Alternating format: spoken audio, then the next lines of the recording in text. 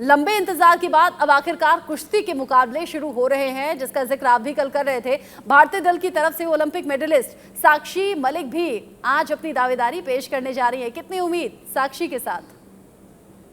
देखिए, साक्षी सहित मैं पूरे भारतीय दल को पहले तो मैं बधाई दूंगा, और इसके लिए मैं हमारा जो प्रो स्पोर्टिफाई है, आईटीवी नेटवर्क की जो मुहिम थी प्रो रेसलिंग लीग, उसका बहुत बड़ा योगदान है। 2015 में साक्षी मलिक को कोई नहीं जानता था, लेकिन प्रो रेसलिंग लीग में उन्होंने भाग लिया और एक साल में ही उन्होंने फर्श से अर्श तक का सफर तय किया और वो ओलंपिक मेडल जीतने में कामयाब हो गई। इसी तरह संदीप तोमर हालांकि इस प्रतियोगिता में नहीं है, उन्होंने भी पहली बार भाग लिया था और वो भी अगले साल एशियन चैंपियन बन गए थे।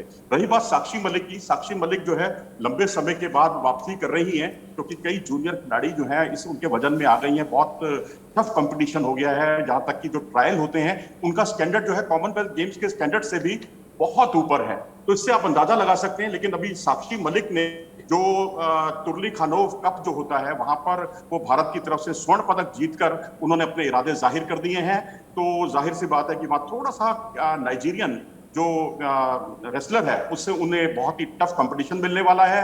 और अंशु मलिक, जिन्हें अभी बहुत लोग नहीं जानते, लेकिन वर्ल्ड चैंपियनशिप की ये सिल्वर मेडलिस्ट हैं, इन पर मैं स्वर्ण पदक का दांव लगा सकता हूं। और इनका पहला ही मुकाबला ऑस्ट्रेलिया से अब से कुछ ही देर में शुरू होने वाला है, और उसके बाद कैमरून की रेसलर आएंगे इनके सामने, और फिर नाइजीरियन।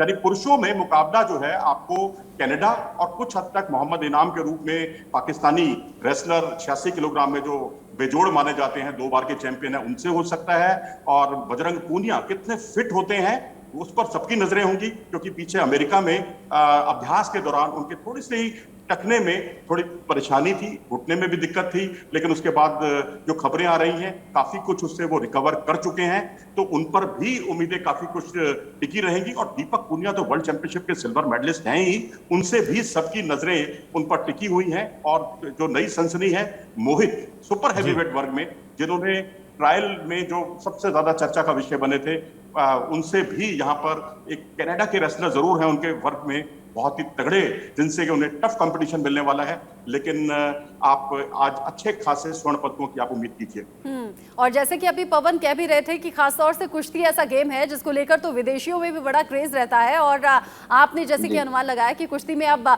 मेडल्स की बरसात होने वाली है, तो बस इंतजार करते हैं क्रॉस फिंगर्स के साथ। बहुत शुक्रिया हमारे साथ जुड़ने के लिए मनोज जी, पवन जी, बहुत शुक्रिया।